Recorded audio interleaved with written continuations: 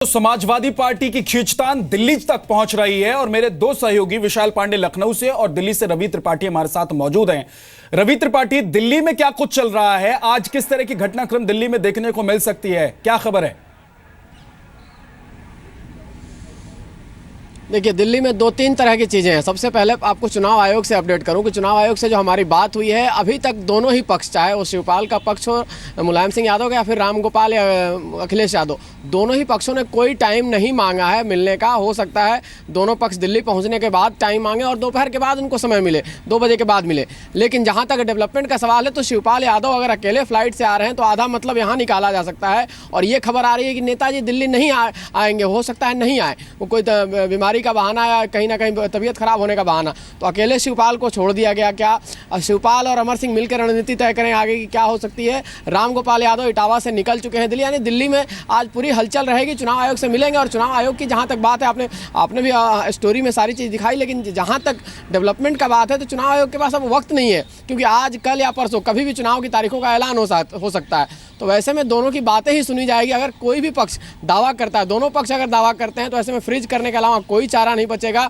और साइकिल कहीं ना कहीं समाजवादी पार्टी अखिलेश गुट हो या फिर शिवपाल गुट, दोनों से साइकिल का चुनाव चिन्ह हटेगा। क्योंकि अगर आप इतिहास रवि, अगर फ्रीज कर दिया जाता है चुनाव आयोग की तरफ से, तो फिर उसका असर क्या होगा? जब पार्टी तोड़ी थी, अब देखिए, वो तो पार्टी पे असर होगा कि नया चुनाव चिन्ह आपको लेना पड़ेगा, नए चुनाव चिन्ह के तहत चुनाव लड़ना पड़ेगा, क्योंकि दोनों को अलग अलग चुनाव चिन्ह मिलेगा। मैंने कहा कि 1969 में इंदिरा गांधी ने जब कांग्रेस पार्टी तोड़ी थी, तब भी ये दिक्कत आई थी, क्योंकि अगर दूसरा पक्ष दावा करता है, अगर केवल एक ही पक्ष दावा करे, यहाँ अगर आकर रामगोपाल यादव दावा करते हैं कि हमारे पास इतना समर्थन है, हमारे साथ पार्टी के लोग हैं, हमारे नए राष्ट्रीय अध्यक्ष हैं, तो कोई दिक्कत नहीं है। लेकिन अगर शिवपाल और दूसरा पक्ष मुलायम सिंह यादव का पक्ष भी जाकर दावा करता है और अपनी दावेदारी पेश करता है, तो ऐसे में चुनाव आयोग के पास कोई चारा नहीं रहेगा। विशाल पांडे, जो चुनाव विशाल पांडे, एक तरफ अधिवेशन को पोस्टपोन कर दिया जाता है, दूसरी तरफ शिवपाल यादव दिल्ली के लिए भी रवाना हो जाते हैं। तो ये समझ से थोड़ा परे है कि क्या सब कुछ ठीक होने की कगार पर है या ठीक करने की कोशिश की जा रही है पार्टी के भीतर, या फिर अलग अलग दोनों तरीके से दोनों रास्ते पर चलकर दोनों गुट अपना रास्ता ढूंढने की कोशिश कर रहे हैं? देखिए, बिल्कुल अभी फिलहाल तो यही समझ में आ रहा है कि रास्ते अलग अलग हैं। शिवपाल यादव दिल्ली के लिए रवाना हुए हैं, अपनी पूरी तैयारी के साथ शिवपाल यादव गए हैं चुनाव आयोग जाने के लिए। जो शिवपाल के करीबी हैं, कल देर रात उन्होंने पत्रकारों से अनौपचारिक तौर पर शिवपाल ने मुलाकात भी की थी, जहां ये पता चला था कि आज चुनाव आयोग शिवपाल यादव जाएंगे।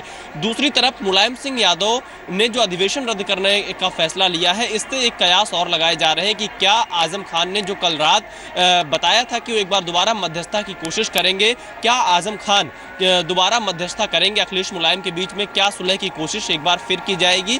इस पर सबकी निगाहें हैं, क्योंकि कहा यह जा रहा है कि चाहे वो मुलायम सिंह की तरफ से हो, अगर हम उनकी प्रेस कॉन्फ्रेंस पर गौर करें, या अखिलेश यादव के कल के भाषण को, तो सब कुछ के बीच जो पिता पुत्र का रिश्ता है, उसको लेकर एक अंतिम सुलह की कोशिश जरूर की जाएगी और एक बार फिर आजम खान मध्यस्थता कर सकते हैं, ऐसा समाजवादी पार्टी से जुड़े सूत्र बता रहे हैं। विशाल, कल हमने तस्वीरें देखी थी जब अधिवेशन के बाद राष्ट्रीय अध्यक्ष घोषित कर दिया गया अखिलेश को, उसके बाद पार्टी दफ्तर पर एक तरीके से कब्जा या फिर दावा पेश करने की पूरी कोशिश हो रही थी।